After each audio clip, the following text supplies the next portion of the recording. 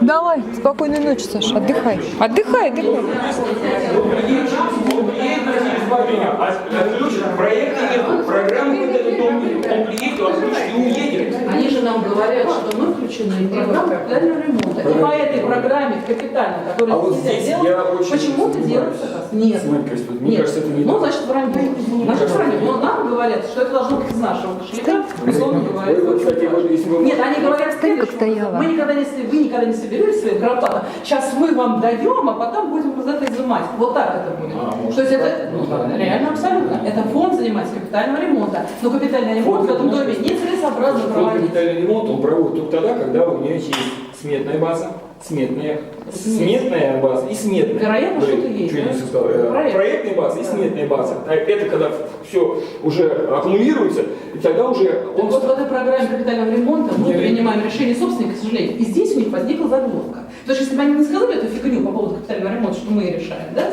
Вот они в этом деле и влипли, потому что они захотели взять наши деньги. Вот и все, поэтому получилось. А мы им сколько раз говорили, здесь крысы, здесь по астме ситуация совершенно страшнее, чем по газу. Смотри, какая ситуация. Вот я не знаю, я там сидел, там представитель управы, да? Кто-то еще.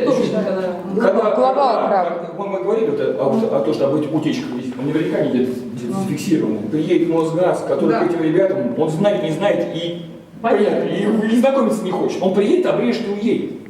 И он не собирается там разбираться.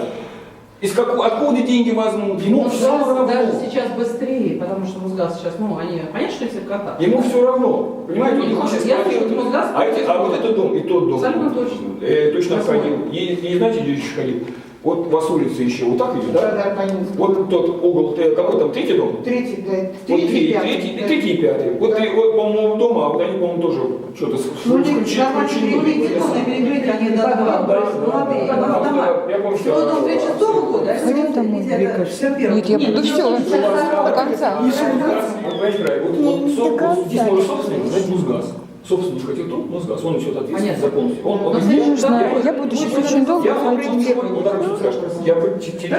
Я не хочу эксплуатировать, он опасный. Он имеет право. Сейчас бы ты пошла домой, поела сырники, посмотрела сказку, я бы сделала свои дела. Суд подавайте. Да. А мы, соответственно, тут мы будем подавать Почему до сих пор вот это не было распределено 20 лет назад? Давайте не будем, вот суды разные бывают, я просто вот был где-то 5 судов, да, и обычно это не аварийные дома, я не про них сейчас, не было суда, аварийных суд долго не было, были дома обычные коробки, 12 этажные дома, где собственник просто отказывался впускать доступ в квартиру, тем самым препятствуя, понятно, прокладке газопровода. Ни один суд еще собственник не выиграл, потому что это трубы. Но это написано в Жилищном кодексе. Никто не будет. Поэтому Мосгаз судов не боится ни грамма. Смысл в том, что мы не будем по этой программе капитального ремонта под это подписываться. Мы же согласились, проект хотим посмотреть. Ладно, 150 тысяч. Понимаете, вот я вас все понимаю. Вот вы сейчас все программа. У вас какая-то все вот... Это они нам сказали.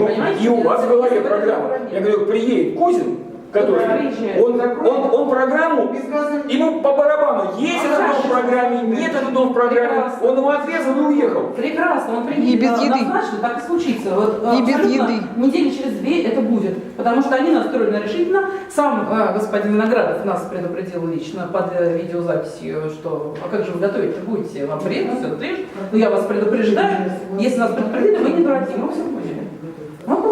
Я не могу, я вот честно, не хочу как бы вот не гарантировать, не обещать, я не знаю, как ведет себя Мосгаз, просто тупо не знаю.